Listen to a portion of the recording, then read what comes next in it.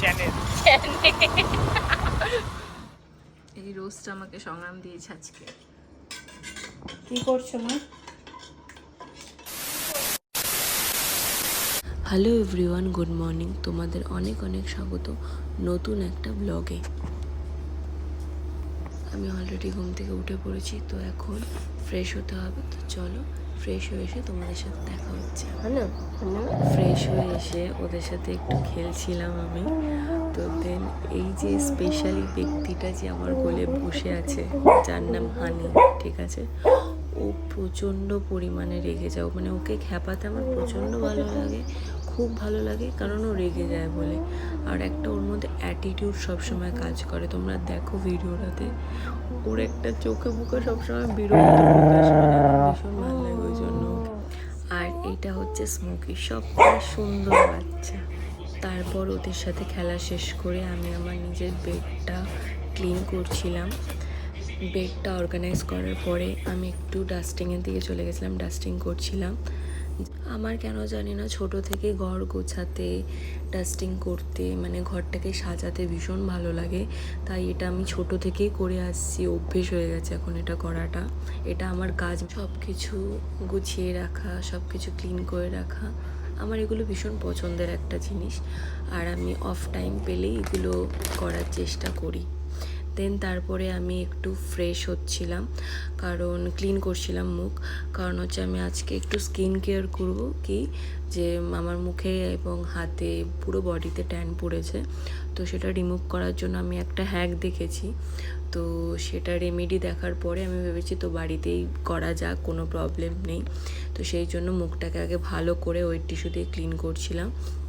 Clean করার পরে আমি চলে গেছিলাম ওয়েট টিস্যু দিয়ে মায়ের মুখটাও ক্লিন করতে, কারণ মাকেও আমি আজকে ট্যান রিমুভ করিয়েই ছাড়বো।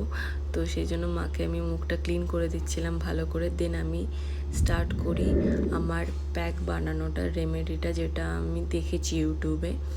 তো ফার্স্টে কফি লাগছে, হানি লাগছে অ্যান্ড লেমন লাগছে, তার সাথে তোমার সুগার অ্যাড করে, সুগারটা আমি দেখাতে ভুলে গেছি।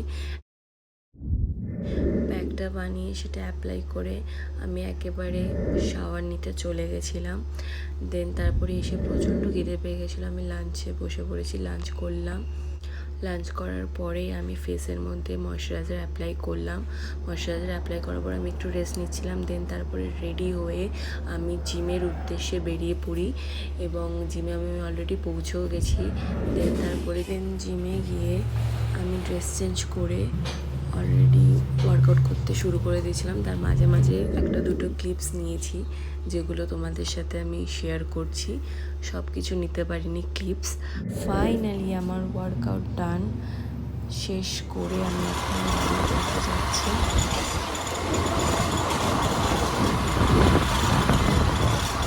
Welcome to my channel. कौन है ये लोग? कहां से आते हैं?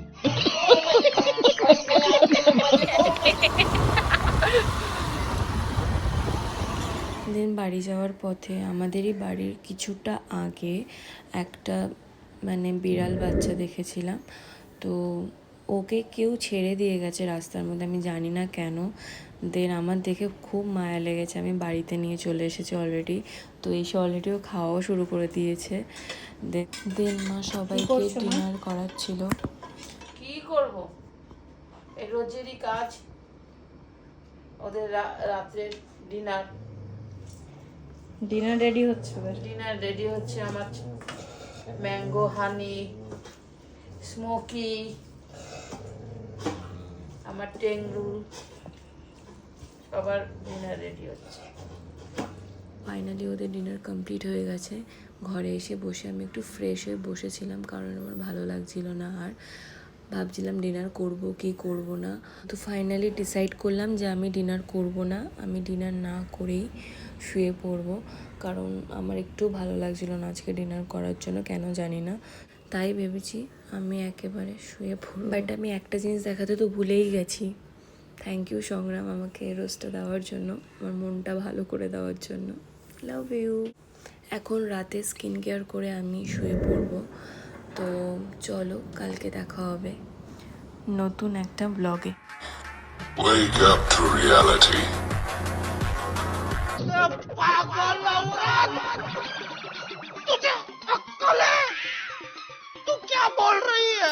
এত সৌভাগ্য কোথায়, আমার রাত্রেবেলা মানে মাঝরাতে আমার খিদে পেয়ে গেছে, কেমন হয়েছে? দেন আমি উঠলাম, উঠে নুডলস বানালাম, বানিয়ে নিজেও খেলাম, মাকেও দিলাম।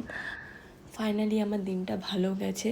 তো তোমাদেরও যদি আমার ভিডিওটা ভালো লেগে থাকে তাহলে লাইক, শেয়ার অ্যান্ড কমেন্ট করতে ভুলো না, অ্যান্ড সাবস্ক্রাইব করে দিও আমার চ্যানেলটাকে। বাই।